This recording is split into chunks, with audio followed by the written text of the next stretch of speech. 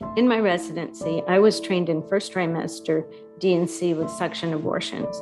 And not everyone realizes that all OBGYNs have to learn to do abortions unless they opt out for reasons of conscience.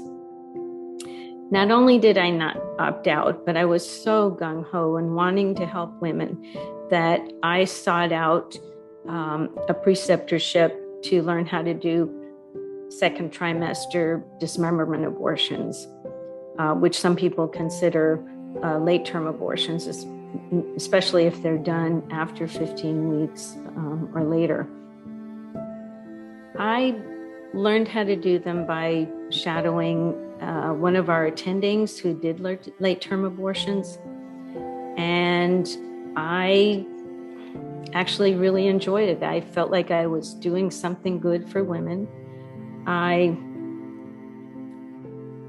was challenged by the procedure, and it was sort of kind of the bigger the better, the more challenge.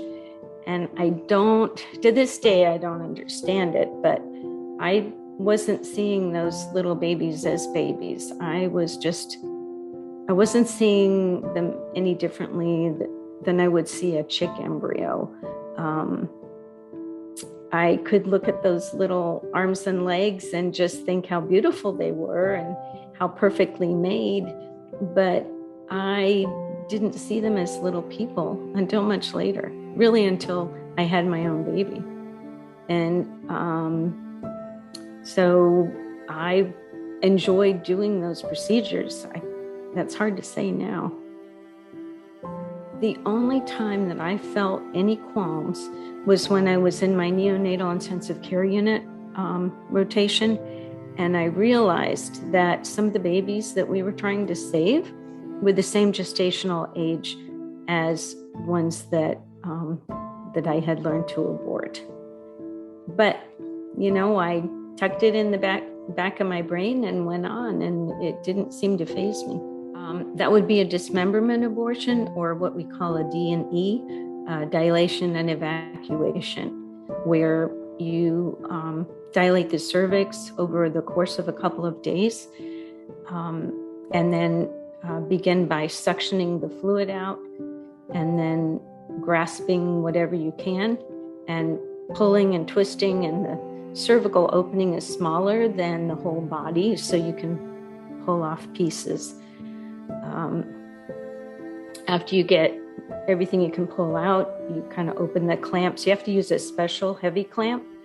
And at that point, you try to grab the head first, because the head can get lost, and it's a round ball and it's hard to grasp.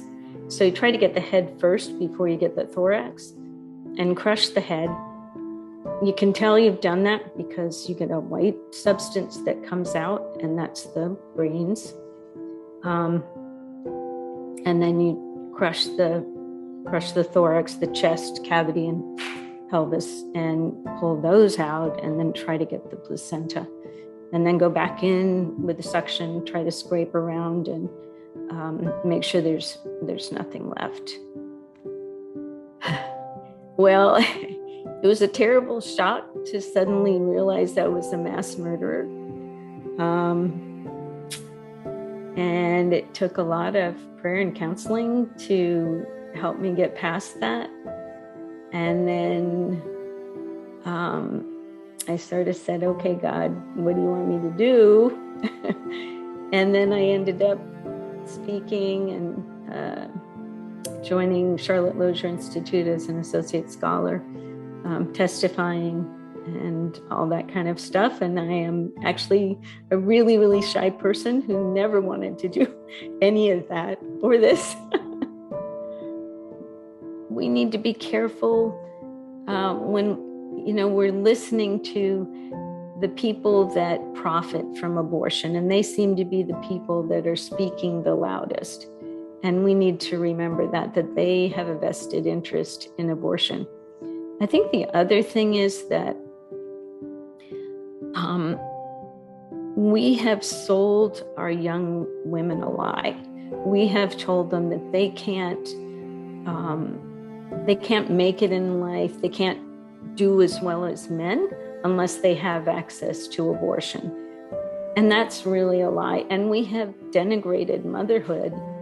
And instead of pouring our resources into things that support families and women and children, we have said, well, you have abortion, just have an abortion. And that's really been our society's cop-out. And it relieves our society of the obligation to help mothers and children.